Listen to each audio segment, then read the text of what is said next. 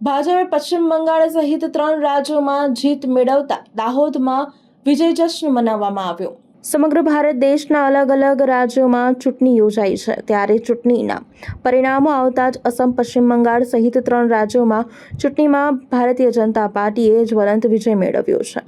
ત્યારે આ વિજય ઉત્સવની ઉજવણીના ભાગરૂપે તારીખ 3 મેના રોજ દાહોદની જૂની નગરપાલિકા ખાતે દાહોદ ભારતીય જનતા પાર્ટી દ્વારા ધારાસભ્ય, જિલ્લા પ્રમુખ, શહેર પ્રમુખ, સૌ પદાધિકારીઓ, ચૂંટાયેલા કાઉન્સિલરો, યુવા મોરચાના કાર્યકર્તાઓ, મહિલા મોરચાની બહેનોએ ફટાકડા ફોડી, મીઠાઈ ખવડાવી, એકબીજાનું મોઢું મીઠું કરાવી વિજયની ખુશી વ્યક્ત કરી હતી।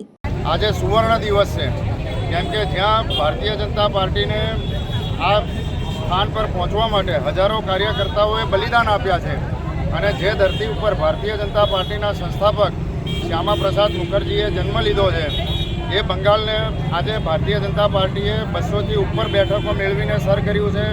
સાથે સાથે પોંડિચેરી એ પણ સર કર્યું છે। આસામની અંદર પણ 100 કરતાં વધુ બેઠકો ભારતીય જનતા પાર્ટીએ મેળવી છે।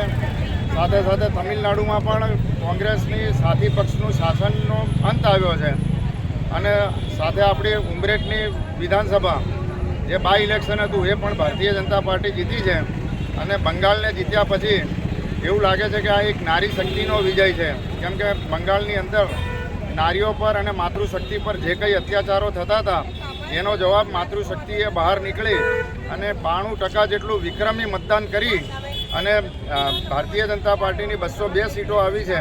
તો હું ભારતીય જનતા પાર્ટીના દરેક કાર્યકર્તાઓને પ્રણામ કરું છું અને જે કાર્યકર્તાઓએ બંગાળની અંદર આ સ્થાન પર પહોંચવા માટે પોતાના જીવની આહુતિ આપી છે એમને હું ચરણોમાં વંદન કરી અને અર્પણ કરું છું કે ભાઈ તમારી મહેનત આજે રંગ લાવી છે અને તમારું બલિદાન એળે નથી ગયું। આજે ભારતીય જનતા પાર્ટીનું કમળ એ બંગાળની અંદર ખીલ્યું છે। અસ્તુ